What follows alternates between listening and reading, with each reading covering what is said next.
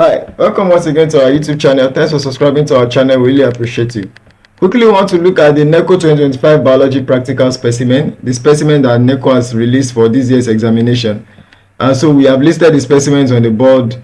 We have specimen A to be Housefly, specimen B is Spider, specimen C is Pride of Barbados, specimen D is Bean Seed, specimen E is Butterfly, specimen F is Crayfish, specimen G is Grasshopper, specimen H is Humerus of a rabbit, specimen I is Femur of a rabbit, specimen J is Orange Fruit, specimen K is Honey Bee, specimen L is Land Snail, specimen M is Guava Fruit, specimen N is Irish Potato Tuber, and specimen O is the Sweet Potato Tuber.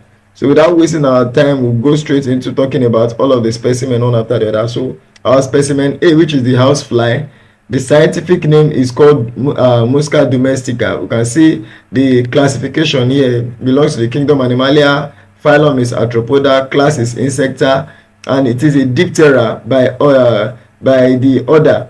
The order is Diptera, the family is the Musidae, and then the genus is Musca and species is Domestica. So you see how we have written the scientific name, having the M in the genus to be written in capital letter, while every other letter is written in lower case. Even in those of the species, they are all written in lower case, and they have been underlined without joining the underline of the genus to the species.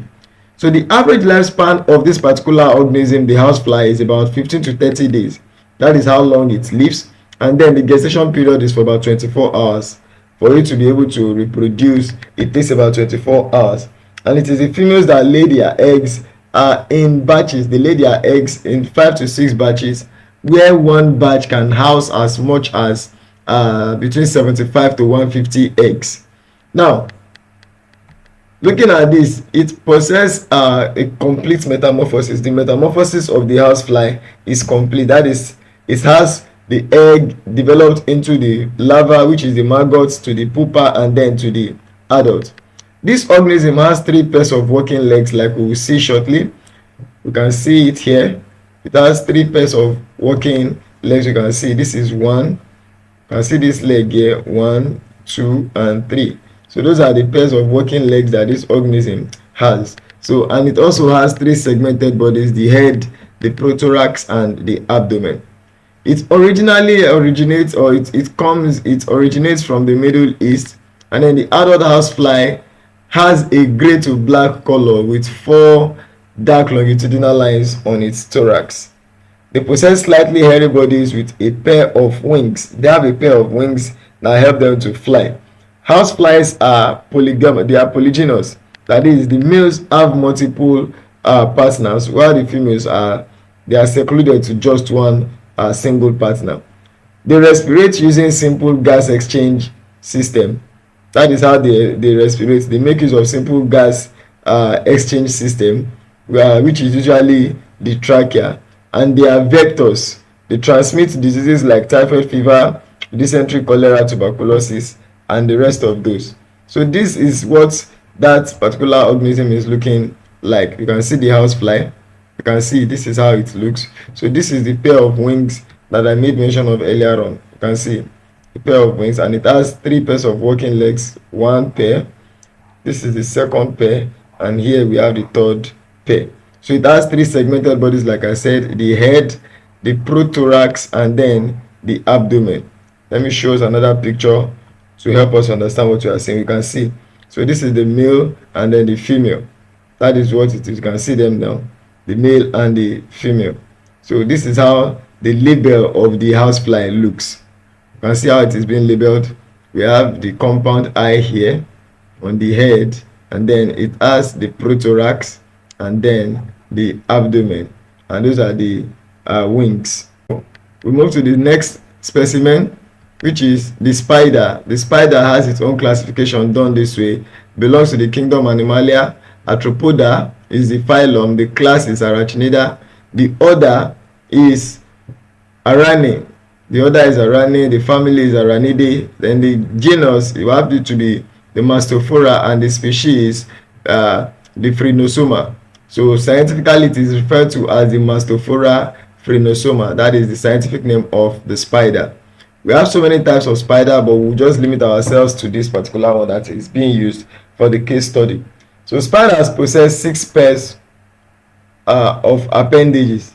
They have 6 pairs of appendages, and they have 4 pairs of working legs, and that is why they are referred to as arachnida. They have 4 pairs of working legs, that is 8 in total. And their body is divided into 2. They have 2 segmented bodies, which is usually the cephalothorax and the abdomen. They have the cephalothorax and the abdomen. Spiders are known to construct webs for trapping insects, and these insects are they are sometimes being injected with venoms to actually immobilize the insect. Female spiders are larger in size compared to the males. Female spiders are larger in size compared to the males, and their legs are attached to the cephalothorax, that's the prosoma, where the stomach and the brain is found. It is in the prosoma or the cephalothorax that we have the brain and the stomach of the spiders, while other parts like the lungs, the heart, the respiratory organs are found in the abdominal cavity. So this is what we are talking about. This place here, which is the cephalothorax, that is where we have the stomach and the brain, while the heart, the lungs, and respiratory organs are found in this place here. So we can see that it has 4 pairs of working legs. This is one.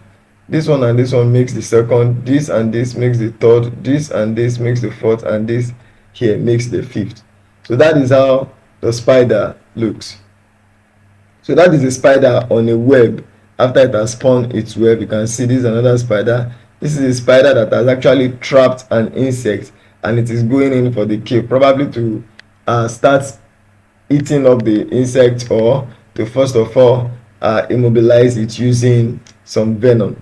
So you can see this is what the label of the insect looks like. So that is how the insect is being labeled. We have the mouth parts, we have the legs, the working legs, and the rest of those.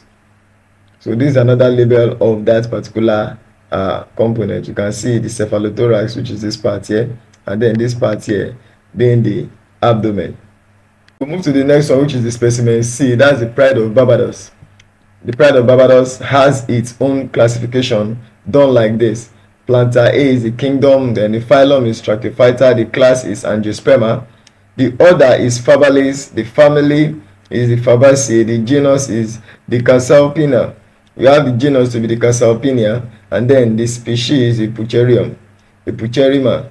That is what the species is, the Pucherima. So scientifically it is referred to as the Casalpina Pucherima. That is what we refer to this pride of Barbados as.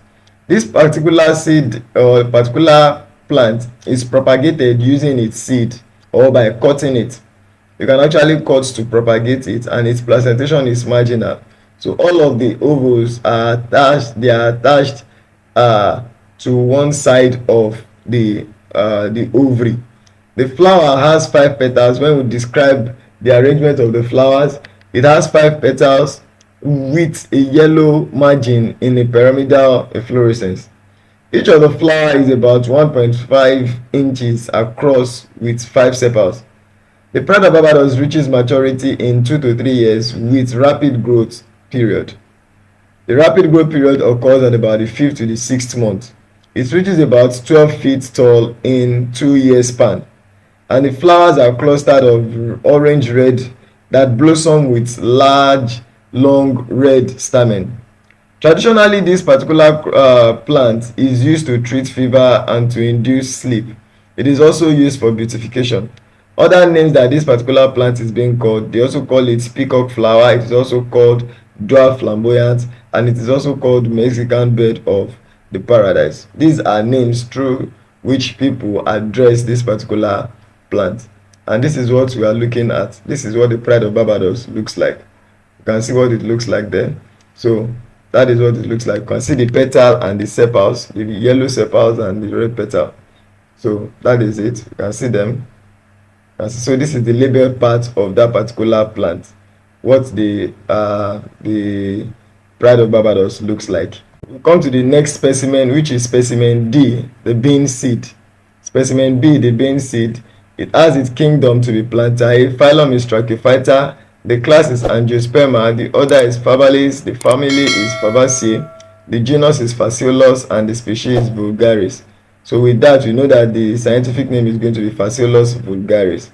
This particular seed or plant is propagated using the seed, and it also has marginal placentation. Beans are creepers or climbers. They are legumes or pulses. They have different varieties like the kidney bean, the black pinto, the black bean, the pinto bean, even the navy bean. All of these are varieties of the beans. The common skin coat of this particular seed, of this particular bean, is white and brown. The common skin or coat color is white and brown, and there are summer crops that grow during summer, but they need warmth to grow. And since they are legumes, they are capable of producing nitrogen by themselves, so they do not need any help. It is capable of nitrogen fixation, and maturity period of this seedling to harvest is about 55 to 60 days. That takes about 2 months for this particular crop to be harvested when it is planted. They are basically called vines, and such they need external support to be able to grow properly. They are a major source of protein, and this is what that particular crop is looking like. We have it here. This is the white bean. We have this one to be the brown bean, which is already sprouting. You can see the brown bean. So this is the labeled part of the bean. This is the labeled diagram of the bean. We can see outside, and then we can see inside where we have the seed leaf. This is the part that actually germinates, and then it forms the cotyledon. So that is what the specimen. So you can see it grows in pods like this. So you can see how the seeds are arranged in the pod. That is why we say that it is a marginal seed or a marginal crop. So that we move to the next specimen, which is specimen E. Specimen E is butterfly. Butterfly, it is an animal. So kingdom is kingdom Animalia, the phylum is Arthropoda, the class is Insecta, the order is Lepidoptera. The family is the Pieridae, the genus is Pieris, and then the species is Rapae. These are the ways in which we classify this organism, butterfly. So using this now, we know that the scientific name is going to be the Pieris Rapae. That is how we write out the scientific name. This particular insect or animal is a winged butterfly. It's a winged butterfly. It has wings. So adult winged butterflies lay eggs on the feed, on their feed. They feed on plants on which their larvae, which is the caterpillar, will feed. So they lay their eggs on food plants, and it is on these food plants that their larva is being hatched. Butterfly has complete metamorphosis, like the one we treated previously. We have egg, larva, pupa to adult. Butterflies are often polymorphic in nature, that is, they appear in more than one form. They make use of camouflage and mimicry to evade predators, and they are easily attacked by predators. Predators like wasps, like bees, humans. They are also organisms that are destructive because their larval stage, which is the caterpillar, actually feeds on crop leaves. Some butterflies are agents of pollination. Some of them can actually help to pollinate or transport pollens, and averagely they contain about 7 families. Butterfly contain about 7 families with over 20,000 species. So this is what the butterfly looks like. You can see that is the butterfly. You can see it on a beautiful plant there. So they feed on nectars of plants. You can see this is another butterfly. This is another butterfly. This is another butterfly. They all have beautiful colors, and this is the labeled part or the labeled anatomy of a butterfly, showing its wings, its head, its abdomen, and other necessary parts that needs to be seen. So we move to the next one, which is the specimen F. That's the crayfish. The crayfish has its own classification as follows. It belongs to the kingdom Animalia. The phylum is Arthropoda. The class is Crustacea. The order is Decapoda. We have the order to be Decapoda, the family is the Astacoidae, the genus is the Pontastacus, and then the species, we have the species to be Leptodactylus. Leptodactylus is the species of this particular organism called the crayfish. So scientifically it is written as the Pontastacus leptodactylus. That is what we refer to this particular organism as. Crayfish is mostly found in freshwater. We mostly find crayfish in freshwater, with exception of a few found in brackish or estuarine waters. Brackish waters are waters that have a mixture of the salt water and the fresh water. So we have a few of these crayfish found in this brackish water or even the marine waters. Example, lobsters are found in salt waters, which is an example of a marine water. The head is joined with the thorax, and that is why it is referred to as the cephalothorax. They do not have their head distinct from their thorax. They are joined together. That is why we refer to it as the cephalothorax. On the head, they have sharp snouts with compound eyes. They possess 5 pairs of working legs, and the first pair of the leg has large, very large, powerful piercers. The pincers are referred to as the chile. Also, they have 5 other pair of smaller appendages on the abdomen that is used for swimming, as well as circulating water for respiration. These are things that we need to know about the crayfish. This crayfish can grow up to about 7.5 centimeters, that is about 3 inches in length. And then the crayfish, they conceal themselves under rocks and logs. They are highly rich in protein. So this is what we are looking at. This is what we are talking about. This is what crayfish looks like.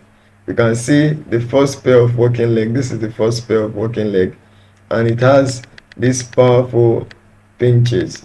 They are called pincers, and with it they can actually attack. So this place here is where I refer to as the snout. You can see the snout on the head here. So these are the pincers on the first limb, and then the snouts on the head. So we have the other 4 legs, the other 4 pairs of legs here. And then when it is inverted, this region here, there are some tiny materials called the swim rails. Let me show us what I'm saying. So this is a processed crayfish when it has been processed. So this is the label diagram of the body of the crayfish. You can see. So we have the parts as I have listed them before. So you can see all of these things here. They are called the swim rails. They are responsible for aiding or propelling this organism to go wherever it feels like. So that is about that. And so we move to the next specimen, which is specimen G, the grasshopper. Grasshopper is kingdom Animalia. It belongs to the kingdom Animalia, and the phylum is Arthropoda. Class is Insecta. The order is Orthoptera. The family is Acrididae, and the genus we have it to be Homocestus, while the species the Virudilus. So scientifically it is written as Homocestus virudilus. That is what we refer to this organism as. Grasshoppers protect themselves from predators by camouflage. These grasshoppers are chewing herbivorous insects that are typically ground dwellers.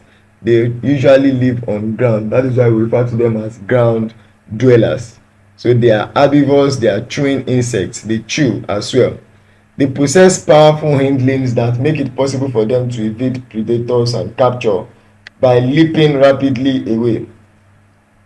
Their forelimbs or their legs are shorter and are used for grasping food. They have short legs, forelimbs for grasping food. These grasshoppers are sometimes seen as pests of cereals because they actually feast on them. So they are seen as pests of cereals, vegetables, and pastures. They swarm in multitude as locusts. We see so many of these grasshoppers flying together to become what we refer to as locusts. This organism, they have incomplete metamorphosis. That is, they grow from egg to nymph and then to adult. Unlike others that have complete metamorphosis, growing from egg to larva, pupa, and then adult. These ones here, they have incomplete metamorphosis. So it's from eggs to nymph and then to adult. Other species of this grasshopper, we have the Melanoplus differentialis. We also have the Califera species. These are other examples, other species of these animals as we so place. So this is what the diagram of that particular animal looks like. You can see this is what it looks like. So you can actually view them properly. You can see that is what a grasshopper is. And then these are examples, other examples of grasshopper. You can see these are other examples of grasshoppers. You can see, so this is a labeled diagram of the grasshopper. You can see it has its head. On the head it has the eye, it has the antenna, it has the thorax here, and then the forelimb here. And then this is a powerful hind limb that I was making mention of that makes it possible for it to evade capture. So to the next specimen there, we have specimen H, which talks about the humerus of a rabbit. The humerus of a rabbit. So I described the classification of rabbit here because it belongs to the kingdom Animalia. The phylum is Chordata, the class is Mammalia, the order is Lagomorphia, and then family is Leporidae. We have the genus to be Oryctolagus, and the species is Cornigulus. This animal is oftentimes found on the appendicular, or this particular bone rather, is found on the appendicular skeleton. It is not found on the axial skeleton but the appendicular skeleton, and it is the largest bone of the upper arm. It is the largest bone of the upper arm extremities. It articulates at the shoulder in the joint. It articulates at the shoulder in the joint called the glenoid, and at the elbow it connects with two other smaller bones called the radius and the ulna. The ulna is the longer bone while the radius is the shorter bone in the lower part of the forearm. And then the head of the humerus forms a ball and socket joint with the glenoid cavity on the scapula. This joint permits movement in multiple planes. The joint in our shoulder permits movement in multiple planes. So this is what that particular bone is looking like. This is what the humerus bone looks like. So this here is where we have the head that fits into the socket, which is the glenoid joint. And so it makes it possible for it to move. So this particular arm now has, let me show other pictures that will show other material that is attached to it. You can see this place here now, this hollow here is going to be fit into this place here to have to react with that particular part, or to relate with that particular part for continuity. So that is it. So these are the two bones that we have there. The longer one is called the ulna, while the shorter one is the radius. And then at the tip of the two short bones, we now have all of this set of bones, the tarsal, the carpals, and the metacarpals, all of those. So you can see where that bone is found here. This is where the bone is found, in the upper arm. That is the humerus. That is where we have the humerus of the bone, and this is the lower bone that is attached to the humerus. So the humerus is attached to this part of the body of the animal. You can see that place is called the glenoid joint. And then we move to the next specimen, which is called the femur of a rabbit. The femur of a rabbit, the same Oryctolagus corniculus.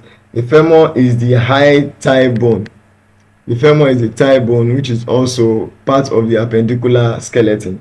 The femur is the longest, the strongest, and the toughest bone in the body. It is a critical part in the ability to stand and move. Without the femur, we may not be able to do majority of those things, to stand properly or to even move. It supports lots of important muscles. This particular bone supports a lot of important muscles, tendons, ligaments, and even parts of the circulatory system. The head of the femur forms a ball and socket joint with the hip at the acetabulum. Instead of the humerus, the head of the humerus, like we said earlier on, also forms a ball and socket joint, but at the glenoid. This one is ball and socket at the acetabulum. At the lower end, it is joined with two bones. At the lower ends, it is joined with two bones with a flat kneecap. called patella. The two bones there are the joints, they are the lower body, they are called tibia and fibula. It is also the site of production of bone marrow. This is also the site of production of bone marrow. Bone marrow is produced in the longest bone of the body. So this is what the femur is, and this is where it is positioned. So it is found, and here it is attached to the pelvic region of the body in the acetabulum. Underneath it here we have the patella, which is a small flat bone, and then two short bones that is found underneath it, the fibula and the tibia. So these are other bones that can help us understand the picture clearly. You can see the right femur, the back view, and the right and the front view. You can see them. So that is the femur. So specimen J, now we have orange fruits, which is the Citrus sinensis. Orange fruit is the Citrus sinensis. The kingdom there is Plantae. Phylum is Magnoliophyta. The class is the Dicotyledon. Order is Serpentalis. The family is Rutaceae. Genus is Citrus, while species is Sinensis. This particular fruit, if it is classified this way, it is a fruit, a true fruit, which is actually because it is from the ovary, and then it is a simple fruit, a monocarpous flowering fruit, and then it has a succulent part. So it is a succulent and then an hesperidium. So that is what this particular fruit is. It has waxy skin and it is spherical with outer peel, which is the epicarp, and then it has underlying fibrous layer, which is called the mesocarp, and the juicy part, which is called the endocarp. Usually it undergoes asexual reproduction using seeds, and its seeds are naked. You can actually plant the seeds to even get the crop, but oftentimes to propagate this particular crop we make use of grafting or budding. We graft an existing plant, an existing citrus, or we bud the plant, and so the plantation is axial. All of the seeds are arranged centrally. This is what you are seeing here. This is the waxy coating, or the waxy part, the waxy outer covering of the orange fruit. You can see how it looks. So this is it on a tree when it is still on the tree. So this is the labeled part of the orange. So this is the sectional part of the orange, the transverse section of the orange. We can see here that all of the seeds are arranged in the middle, and that is why we refer to it as a centrally arranged ovary. That is why we refer to it as axial placentation. So like I was saying, you can see here now the endocarp, that is the exocarp there, and then followed by the mesocarp, and then the inner part of it. So all of this is where we have the juicy part, which is actually sucked. So perhaps you are told to do the cut of the orange. This view here is the transverse section of the orange.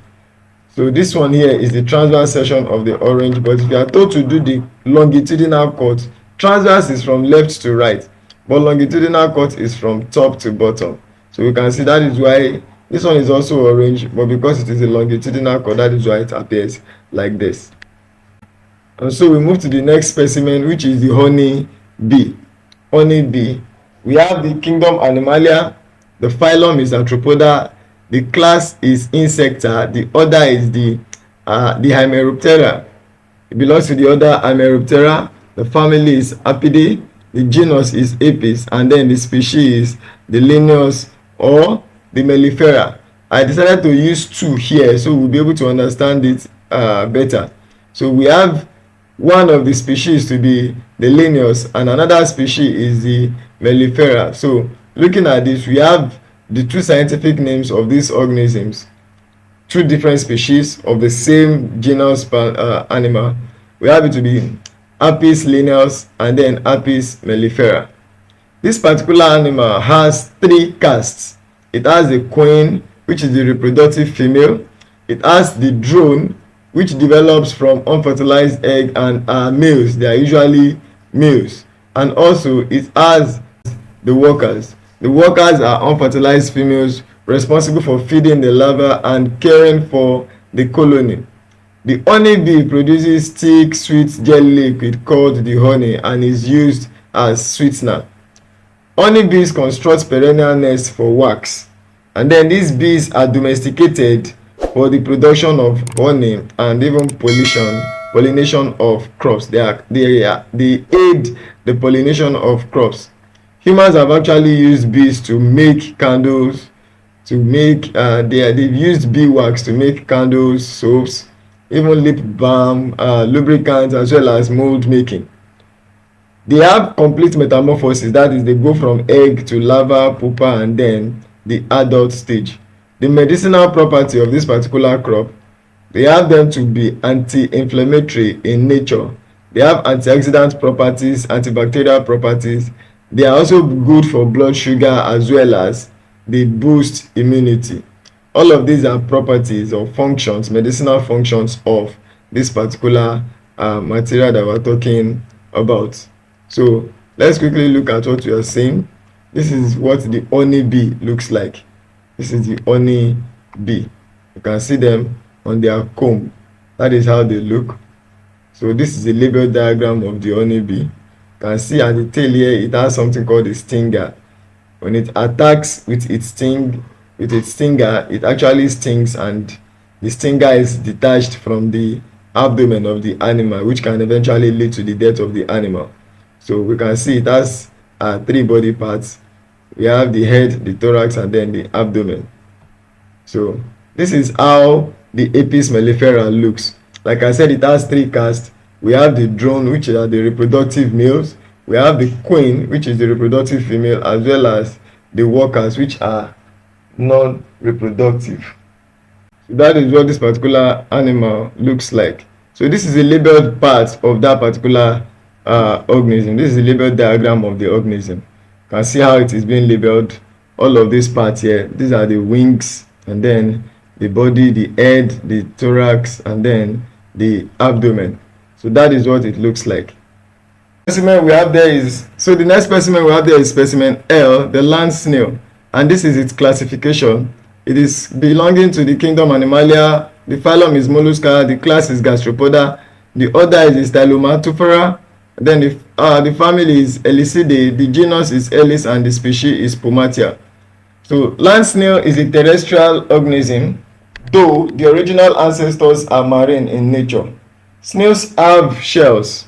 Snails have shells, and that is why they are referred to as mollusks. But we have some organisms that look like snails, but they do not have shells. Those ones are referred to as slugs. They are majorly pulmonates because they possess lungs for gaseous exchange, and they are hermaphrodite as well. Since they are hermaphrodite, they do not necessarily need any reproductive mates before they aid reproduction. Land snails move by gliding on their muscular foot, which is lubricated with mucor, and then it is covered with cilia to reduce friction.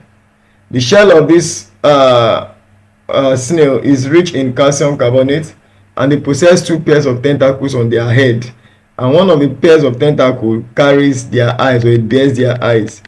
The snails hibernate during winter, and they estivate during summer.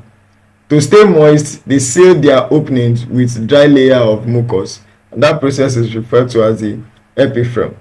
So this is what the snail looks like. You can see these are examples of snails. These are different species of snails, different examples of snails. So they can be as big as this. So this is a labeled diagram of the snail. You can see that as well. So we move to the next specimen, which is specimen M, the guava. Guava belongs to the kingdom Plantae. The phylum is Trachyphyta. The class is Angiosperma. The order, we have it to be the Mytales. We have the family to be the Mytaceae. The genus is Psidium, and the species is Guava. There are so many names with which this particular organism is called, or this particular fruit is called. It is also called common guava, yellow guava, lemon guava, apple guava, guava pear, etc. It is a common tropical fruit. It is a common tropical fruit, and guava is eaten as fruit and as ingredient in beverage drinks. It is also used to produce tea when it has been steamed properly with its leaves. Majorly, it contains about 81% of water. Carbohydrate in it is 14%, and the protein is about 3%. Guava is usually pollinated by the Apis mellifera. The Apis mellifera, which is the honey bee, is Apis mellifera, and it is responsible for actually pollinating this particular crop. This is what the guava looks like. You can see it has internal pink parts with tiny seeds that are very, very strong. So it is expected that when you eat this fruit, you chew the seeds properly to avoid them causing you any harm. So these are other pictures that can help you understand what you are talking about. We move to the next specimen, which is Irish potato. Irish potato is belonging to the kingdom Plantae,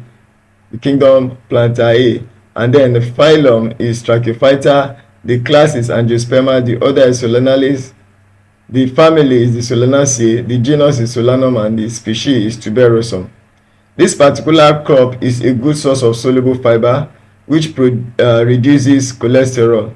It reduces cholesterol, it eliminates cholesterol from the body. It is also rich in proteins, carbohydrates, minerals, as well as vitamins. There are basically two types of this crop. We have the edible, the white and the red Irish potato, the white and the red Irish potato. Now they are very edible. So they are edible perennial starchy vegetable tubers. And when we look at the two varieties, white variety have superior cooking quality than the red, which is the red now has a longer preservative period than the white. The red has a longer shelf life than the white. They reproduce sexually using their flowers or sexually using the eye of the potato. So this is what that particular organism looks like. We can see this is a white potato. You can see this is a white potato. That is how the white potato looks. The next specimen, which is our specimen O, the sweet potato. The sweet potato, classified as kingdom Plantae, Trachyphyta is the phylum, the class is Angiosperma, the order is the Solenalis, and then the family, it belongs to the Convolvulaceae. The genus is Hypomone, and then the species Batatas. Nutritional difference between the sweet potato and the Irish potato. The sweet potato has higher vitamin A than the Irish potato. In a sweet potato also, there are slightly higher levels of fibers, vitamin C, manganese, copper, pantothenic acid than what we have in the Irish potato.